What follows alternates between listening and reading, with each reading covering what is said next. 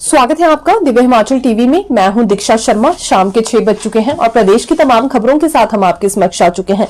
कई latest updates आज इस बुलेटिन में हम आपके साथ साझा करने वाले हैं। देखिए, खासतौर पर बड़ी बात करेंगे जो आज मुख्यमंत्री सुखविंदर सिंह सुक्खू की ओर से 4 महकमों को लेकर बैठक ली गई है। बजट से पहले कुछ जरूरी निर्देश जारी हुए हैं इन डिपार्टमेंट्स में। लगातार विपक्ष की ओर से ये स्टेटमेंट दी जा रही थी कि पिछले 2 महीने से ट्रेजरी बंद है और न जाने कितनी पेमेंट पेंडिंग है, लेकिन आज की जो बड़ी जानकारी रही है, तकरीबन 550 करोड़ जारी कर दिए गए हैं ट्रेजरी से, जिससे ये स्पष्ट हो चुका है कि ट्रेजरी बंद नहीं है।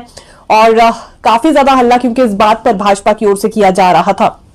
क्या कुछ रिएक्शन मंत्रियों की ओर से भी इस पर दिया गया है, जानकारी आप तक पहुंचाने वाले हैं। एक भाजपा नेता पर एफआईआर होने का मामला भी सामने आया है। हालांकि भाजपा नेता हिमाचल से नहीं है, लेकिन जिस महिला ने एफआईआर दर्ज की है दुराचार के मामले में, वो हिमाचल से ही संबंधित बताई जा रही है। क्या ये पूरा माजरा है, जानकारी आप तक पहुंचाएंगे। और ड्राइवर सुसाइड मामले में भी एक नया मोड़ सामने आया है। कार्रवाई भी फिलहाल इस पूरे मामले में हुई है। ये भी बारीकी से आपके साथ चर्चा करने वाले हैं, क्योंकि चर्चाओं में ये भी खबर काफी ज्यादा बनी हुई है। मौसम से शुरुआत करना चाहेंगे। अगले 5 दिनों तक मौसम खराब रहने वाला है। खासतौर पर 16 जनवरी से 19 जनवरी तक भारी बारिश और बर्फबारी के आसार जताए गए हैं। ऊंची चोटियों पर बर्फबारी होगी। मध्य पर्वतीय क्षेत्रों में भी बर्फबारी के आसार जताए गए हैं। लोअर हिमाचल में बारिश को लेकर आसार जताए गए हैं। कोहरे को लेकर भी अलर्ट जारी हुआ है। धुंध भी छाई रह सकती है। विजिबिलिटी को लेकर खतरा बना रहने वाला है। 16 से 19 जनवरी तक जरूरी है कि एहतियात बरती जाए। इसके अलावा अगले कल से ही मौसम करवट बदल लेगा, लेकिन अगले कल ज्यादा प्रभाव बदलते मौसम का हमें देखने के लिए नहीं मिलने वाला है। 16 से 19 जनवरी के बीच भारी बारिश और बर्फबारी होगी। देखिए, जिला शिमला के कुमारसैन में कार का खाई में गिरने का मामला भी सामने आया है। ये मारुति 800 कार थी जो कि खाई में गिर गई। 3 व्यक्ति इसमें सवार थे। बताया ये जा रहा है कि शैला गांव से वापस कुमारसैन की तरफ आ रहे थे, उसी बीच खाई में कार गिर गई। तीनों व्यक्ति जख्मी हो गए। इन्हें उपचार के लिए खनेरी अस्पताल ले जाया गया, लेकिन यही एक व्यक्ति ने अपना दम तोड़ दिया। हालांकि ये काफी कम उम्र के तीनों ही युवक बताए जा रहे हैं। 22 वर्षीय मोहम्मद हुसैन ने अपना दम तोड़ दिया। इसके अलावा मोहित सोनी गाड़ी चला रहा था और इसके साथ मोहम्मद हुसैन, मोहित कश्यप दोनों सवार थे। मोहम्मद हुसैन की जान चली गई है। बाकी के दोनों गंभीर हालत में बताए जा रहे हैं। इलाके में शोक की लहर है। देखिए, एक नहीं बल्कि 2 सरकारी कर्मचारियों की ओर से आत्महत्या करने का मामला सामने आया है। अभी तक फिलहाल चर्चाओं में एक ही खबर थी कि एचआरटीसी में कार्यरत एक चालक ने आत्महत्या की और उसे प्रताड़ित किया जा रहा था कुछ अधिकारियों की ओर से। ये आरोप उसने लगाए हैं, लेकिन ये पूरा भी क्या मैटर है, जानकारी आप तक पहुंचाएंगे। पहले बात दूसरे कर्मचारी की कर लेते हैं, जो कि जल शक्ति विभाग में तैनात पंप ऑपरेटर बताया जा रहा है। ये चंबा का रहने वाला था और चमेरा परियोजना के खैरी डैम में छलांग लगाकर इसने आत्महत्या कर ली। पिछले 2 वर्षों से मानसिक संतुलन कर्मचारी का ठीक नहीं था। हालांकि सरकारी कर्मचारी था, लेकिन उसके बावजूद भी कुछ समस्याओं के चलते मानसिक संतुलन बिगड़ गया था। 2 रोज पहले ही परिवारजनों से बात कर इस व्यक्ति ने बताया कि ये बेचैनी फील कर रहा है, अच्छा महसूस नहीं कर रहा है, इसे बहुत ज्यादा बेचैनी हो रही है।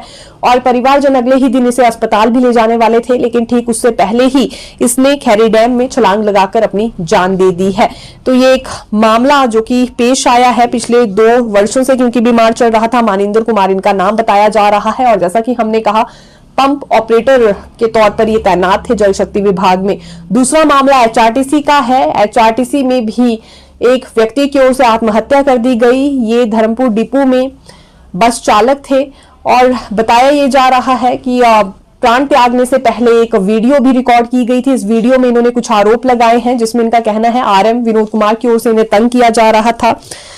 पिछले 4 महीने से इन्हें वेतन नहीं दिया गया था और इतना ही नहीं, इन्हें प्रताड़ित किया जा रहा था। बार बार नौकरी से निकालने की धमकियां भी दी जा रही थी। ये परेशान हो गए थे, इस वजह से इन्हें ये कदम मजबूरन उठाना पड़ा। पिछले कई महीनों से ये क्योंकि प्रताड़ित हो रहे थे, इनका शोषण हो रहा था। इस बात को लेकर माहौल काफी ज्यादा गर्माया है। एचआरटीसी चालक परिचालकों की ओर से भी कई तरह के सवाल उठाए जा रहे हैं और प्रबंधन की ओर से कार्रवाई कुछ इस प्रकार से की गई है कि अभी आरएम को हटा दिया गया है और मंडी कार्यालय में उन्हें अटैच कर दिया गया है। दूसरी ओर मेहर चंद जो कि आरएम सरका घाट है, इन्हें धर्मपुर का अतिरिक्त कार्यभार सौंप दिया गया है और मंडी के डीएम को पूरा जिम्मा दिया गया है कि ये इस मामले की तहकीकात करे। 7 दिन के भीतर एक रिपोर्ट तैयार करने के लिए कहा गया है। 5 बिंदुओं पर प्रमुख बिंदु ये रहेगा, जो आरोप लगाए गए हैं उसमें कितनी सच्चाई है, क्या सही में इनका शोषण किया जा रहा था या पिछले 4 महीने से वेतन रोका गया था या बार बार नौकरी से निकालने की धमकी दी जा रही थी। इन सभी पहलुओं पर इन्हें जांच करनी होगी। उसके बाद 7 दिन के भीतर रिपोर्ट इनकी ओर से तैयार की जाएगी। और फिलहाल जिस आरएम विनोद कुमार पर इनकी ओर से आरोप लगाए गए हैं उसे इस पद से हटाते हुए अभी मंडी कार्यालय में अटैच कर दिया गया है। जब तक जांच पूरी नहीं होती है डीएम मंडी की ओर से, तब तक इस पूरे मामले में कुछ नहीं कहा जा सकता है। और अभी प्रबंधन की ओर से, एचआरटीसी प्रबंधन की ओर से और जो प्रबंध निदेशक हैं रोहन चंद ठाकुर, उनकी ओर से यह भी कहा गया है कि पूरा मामला काफी ज्यादा तुल पकड़ रहा है और कई चर्चाएं भी इस पर है, लेकिन धैर्य बना के रखे सभी वर्ग और एचआरटीसी चालक परिचालक खासतौर पर, जब तक इस पूरे मामले की जांच नहीं हो जाती है। नेता प्रतिपक्ष जयराम ठाकुर ने आज अपने स्टेटमेंट में डेप्यूटी सीएम मुकेश अग्निहोत्री को भी घेरा है। उनका कहना है कि जब कांग्रेस ऑपोजिशन में थी और जयराम सरकार थी तो उस वक्त काफी सारे मुद्दों पर डेप्यूटी सीएम बोला करते थे। विपक्ष में रहते हुए तो खनन माफिया का जिक्र भी बार बार इन्होंने किया, लेकिन अब तो दिन दिहाड़े कांगड़ा में खनन माफिया हो रहा है, कोई भी शिकंजा उस पर नहीं कस रहा है। जल शक्ति विभाग में ही तकरीबन 500 करोड़ की देनदारियां पेंडिंग है। इसका समाधान तो डेप्यूटी सीएम कर नहीं पा रहे हैं। एचआरटीसी पेंशनर्स को अभी तक पेंशन नहीं मिल पाई है। इस महीने के 14 दिन बीत गए हैं और लोहड़ी का त्योहार भी उनका फीका ही निकल गया। इन मामलों पर चर्चा करने के बजाय या इन मामलों को निपटाने के बजाय अन्य बयानबाजी यहां डेप्यूटी सीएम की ओर से की जाती है, लेकिन अपने महकमे में क्या चल रहा है इस बात की जानकारी उन्हें नहीं है। ये नेता प्रतिपक्ष जयराम ठाकुर की ओर से आज बड़ी बात कही गई है, बड़ी स्टेटमेंट इन्होंने दी है।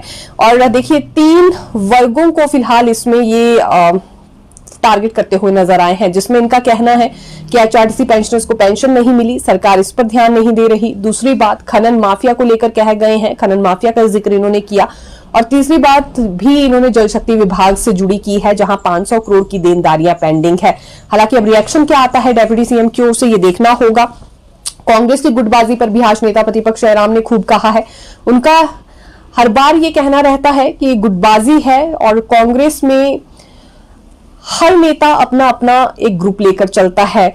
आज उनकी ओर से ये स्टेटमेंट दी गई कि जब 2 साल का कार्यक्रम आयोजित किया गया था तो उस वक्त प्रतिभा सिंह को ही नहीं बोलने दिया गया। यहां से इनकी गुटबाजी स्पष्ट तौर पर झलकती है। महिला नेता को ही बोलने से रोक दिया गया, लेकिन भाजपा में ऐसा नहीं है। एक मजबूत नेतृत्व के साथ भाजपा चल रही है और अपने ही कार्यकर्ताओं को नसीहत देते हुए जयराम ठाकुर ने यह भी कहा, किसी कार्यकर्ता की ओर से षड्यंत्र रचा जाएगा, किसी भी नेता की ओर से षड्यंत्र रचा जाएगा, उसे बख्शा नहीं जाएगा और ना ही उसमें सफलता हासिल करने दी जाएगी। इसलिए जरूरी है कि पार्टी को आगे ले जाने के लिए ईमानदारी और कर्मठता के साथ ही अपना कार्य करें। ठेकेदारों के पक्ष में भी अब क्योंकि विपक्ष आ गया है और आज भी नेता प्रतिपक्ष जयराम ठाकुर ने इस मुद्दे पर अपनी बात कही है कि इस तरह की स्थिति पैदा की जा रही है ठेकेदारों के लिए कि वो आत्महत्या कर ले। कई लाखों की पेमेंट्स उनकी रोक दी गई है, ट्रेजरी बंद कर दी गई है। फिर आज इसका जिक्र नेता प्रतिपक्ष की ओर से किया गया। सरकार में सलाहकार और अध्यक्ष भी कैबिनेट रैंक में लगाए जा रहे हैं और उसके बाद सब्सिडी छोड़ने की अपील ये जनता से करते हैं। हालांकि आज इन सभी मामलों को लेकर रिएक्शन भी आया और इसका एक बड़ा प्रभाव भी हमें देखने के लिए मिला है। अब सबसे पहले बात ठेकेदारों की कर लेते हैं, क्योंकि ठेकेदारों पर ही नेता प्रतिपक्ष की ओर से तंज कसा गया है और ठेकेदारों के मसले पर दरअसल इन्होंने सरकार पर तंज कसा है। आज पीडब्ल्यूडी मंत्री विक्रमादित्य सिंह की ओर से यह स्पष्ट कर दिया गया है कि बैठक हुई है हाई पावर कमेटी की मुख्यमंत्री की अध्यक्षता में और 80 करोड़ रुपए पीडब्ल्यूडी के लिए जारी कर दिए गए हैं। इसी 80 करोड़ से अब पेमेंट जारी कर दी जाएगी ठेकेदारों की। समय समय पर सरकार ने पेमेंट दी है, इस बार थोड़ा लेट हो गया, लेकिन अभी पेमेंट जारी कर दी जाएगी। घबराने की आवश्यकता नहीं है ठेकेदारों को। और नसीहत दी है इन्होंने नेता प्रतिपक्ष जयराम ठाकुर को कि वो पहले मुख्यमंत्री भी स्टेट के रह चुके हैं, उन्हें इस तरह की बातें नहीं कहनी चाहिए। यहां की वित्तीय परिस्थिति से वो भली भांति परिचित है, लेकिन फिर भी ऐसे शब्द कहते हैं और ये दुर्भाग्यपूर्ण है। उन्हें पूरे प्रदेश की चिंता करनी चाहिए, बजाय इसके कि किसी एक ही वर्ग को वो बार बार फोकस में ले या टारगेट करे। ये भी नसीहत इनकी ओर से दी गई है। अब सड़क निर्माण पर गिफ्ट डेट जरूरी हो गई है। ये मंत्री विक्रमादित्य सिंह ने आज बड़ी स्टेटमेंट एक और दी है कि देखिए, जिन सड़कों को लेकर गिफ्ट डीड पूरी नहीं होगी, वहां पर ये निर्माण कार्य शुरू नहीं किया जाएगा, क्योंकि बहुत से ऐसे मसले होते हैं कि सड़क निर्माण कार्य भी शुरू होता है, उसी बीच कुछ ग्रामीण लोग कोर्ट का दरवाजा खटखटा देते हैं और यहां फिर कई कई वर्षों तक मसले लटक जाते हैं। इसलिए जहां गिफ्ट डीड की प्रक्रिया पूरी हो जाएगी वहीं सड़क निर्माण होगा। ऐसी ही सड़कों के निर्माण को लेकर प्राथमिकता दी जाएगी। जल्दी ही पेमेंट का भुगतान कर दिया जाएगा उन सभी वर्गों को जिनकी पेंडिंग ये पेमेंट रह रही है, और 2 दिन के भीतर यहां फाइनेंस सेक्रेटरी की ओर से ये पेमेंट भी रिलीज कर दी जाएगी 80 करोड़ की, जो कि पीडब्ल्यूडी को आज ही दी गई है। मुख्यमंत्री सुक्खू की ओर से दरअसल इस पर सहमति क्योंकि जता दी गई है, 2 दिन के भीतर ये पेमेंट रिलीज भी होने जा रही है। तो ठेकेदारों को जितनी भी पेमेंट अब रह रही होगी दे दी जाएगी, यानी कि पेंडिंग पेमेंट उन्हें मिलने वाली है। एचआरटीसी पेंशनर्स एक दफा फिर खफा हो गए हैं। बात चाहे होली की हो, दिवाली की हो या लोहड़ी के त्योहार की हो, हर त्योहार इनका फीका रह जाता है क्योंकि देरी से पेंशन मिलती है। अभी इस महीने की पेंशन नहीं आई है। एचआरटीसी पेंशनर्स का कहना है, एक और सरकार वादा करती है कि मासिक आय में बढ़ोतरी करेगी, दूसरी ओर पेंशन नहीं दी जाती। हालांकि पूरे मामले में अपडेट यह है कि एचआरटीसी प्रबंधन ने प्रस्ताव वित्त विभाग को भेजा है कि जल्द से जल्द अतिरिक्त 5 करोड़ इन्हें दिए जाए। 5 करोड़ कम पड़ गए हैं पेंशन देने के लिए, तो अभी देखिए राशि मांगी गई है। जैसे ही प्रस्ताव को मंजूरी मिलती है उसके बाद राशि भी जारी कर दी जाएगी और ये भुगतान पेंशनर्स को होगा, लेकिन तब तक का इंतजार ही करना पड़ेगा। हालांकि कई कदम अभी एचआरटीसी की ओर से उठाए गए हैं जिससे रेवेन्यू जनरेट हो सके या वित्तीय घाटे से बाहर एचआरटीसी आए, लेकिन उसके बावजूद भी हर माह ही ग्रांट सरकार से मांगनी पड़ती है और ग्रांट मांगने के कारण ही काफी देरी पेंशन देने में और सैलरी देने में इस महकमे में हो जाया करती है। देखिए, मुख्यमंत्री सुखविंदर सिंह सुक्खू की ओर से आज 4 महकमों को लेकर बैठक ली गई है। कुछ बड़े निर्णय भी हुए हैं। सबसे पहली बात करते हैं कि किन महकमों को लेकर यहां बैठक हुई है। इसमें एक परिवहन है, फाइनेंस है, फॉरेस्ट है और एचआरटीसी है। निर्देश जारी किए गए हैं विभिन्न विभागों को बजट से पहले, और ये जरूरी निर्देश जारी हुए हैं। इसमें सबसे अच्छी बात यह है कि ट्रेजरी से 550 करोड़ रुपए रिलीज कर दिए गए हैं लगातार, क्योंकि विपक्ष की ओर से यही एक बात दोहराई जा रही थी कि पिछले 2 महीने से ट्रेजरी बंद है। लेकिन ठीक आज की बैठक के दौरान ये भी जानकारी सामने आई है कि 550 करोड़ रुपए विभिन्न विभागों के लिए रिलीज करवा दिए गए हैं।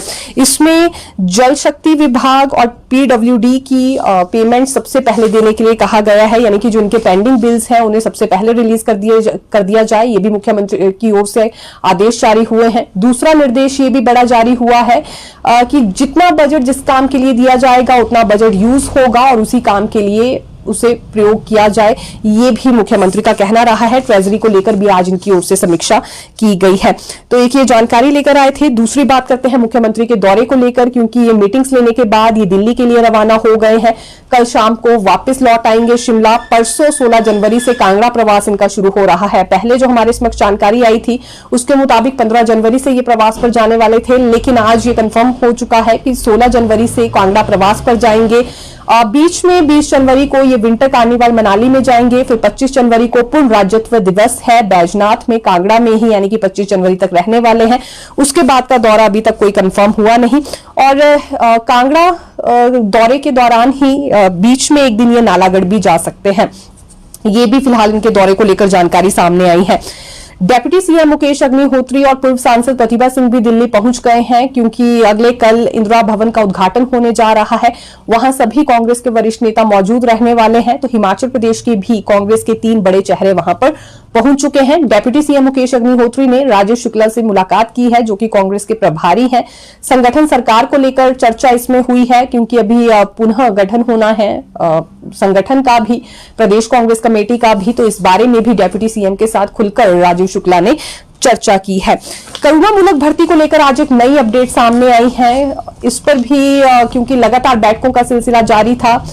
देखिए, रोहित ठाकुर जो कि शिक्षा मंत्री हैं, उनकी अध्यक्षता में कैबिनेट सब कमेटी बनाई गई है और इस कमेटी की ओर से कई दफा पहले मीटिंग्स ली गई है, और सीएम सुक्खू की अध्यक्षता में भी करुणा मुल्कों को लेकर कई दफा मीटिंग हुई है। अब ये डिसाइड हो चुका है कि जल्दी ही फाइनल मेमोरेंडम तैयार किया जाएगा कैबिनेट के लिए, और मेमोरेंडम को फाइनल करने के लिए 16 जनवरी को ही मुख्य सचिव प्रबोध सक्सेना ने बैठक बुला ली है। ये 16 जनवरी को होगी, लेकिन एक जानकारी ये भी है कि हेल्थ में जो करुणा मूलक लगेंगे, यानी कि करुणा मुल्कों के लिए जो हेल्थ में पद खाली हैं, महज इसी महकमे को लेकर अभी 16 जनवरी को यह मेमोरेंडम फाइनल किया जाएगा कैबिनेट में ले जाने के लिए। तो ये एक बड़ी जानकारी करुणा मूलक भर्ती से जुड़ी आपको बताना चाहेंगे। भाजपा नेता पर महिला से दुराचार करने के आरोप लगे हैं और ये महिला हिमाचल से ही संबंधित है। हालांकि भाजपा नेता हरियाणा के बताए जा रहे हैं। बीच में एक सिंगर का नाम भी आया है कि इन दोनों ने मिलकर रणनीति तैयार की और महिला के साथ दुराचार किया। महिला का ये कहना है कि 2023 में इसके साथ दुराचार हुआ था, उसके बाद 13/12/2024 यानी कि 13 दिसंबर 2024 को फिर इसने एफआईआर दर्ज की। इन बिटवीन पंचकुला में महिला को बुलाया गया, उस पर झूठा केस भी दायर किया गया। पिछले कई महीनों से महिला को इसी तरह से प्रताड़ित करने की कोशिश भाजपा नेता और सिंगर की ओर से हो रही थी। इसीलिए अब कसौली थाने में महिला ने केस दर्ज कर दिया है, कुछ बड़े आरोप लगाए हैं। मामला दर्ज हो चुका है और बाद में ही खुलासा हो पाएगा कि ये आरोप कितने सच्चे हैं, क्योंकि मामला काफी ज्यादा उलझा हुआ है। दूसरी ओर जो हरियाणा के भाजपा नेता हैं, उनका कहना है कि महज ये एक पॉलिटिकल स्टंट है, उनकी छवि को खराब किया जा रहा है और इसी में सिंगर का नाम भी आया है। महिला का कहना है कि इसके कुछ अश्लील वीडियो भी बनाए गए हैं, कुछ फोटोज भी लिए गए हैं और इसे ब्लैकमेल भी किया जा रहा था। सरकारी नौकरी का झांसा देकर इसके साथ दुराचार किया गया है, ये महिला का कहना है। तो फिलहाल के लिए यही जानकारी, फिर मिलेंगे नई खबर के साथ। देखते रहिए दिव्य हिमाचल टीवी। धन्यवाद।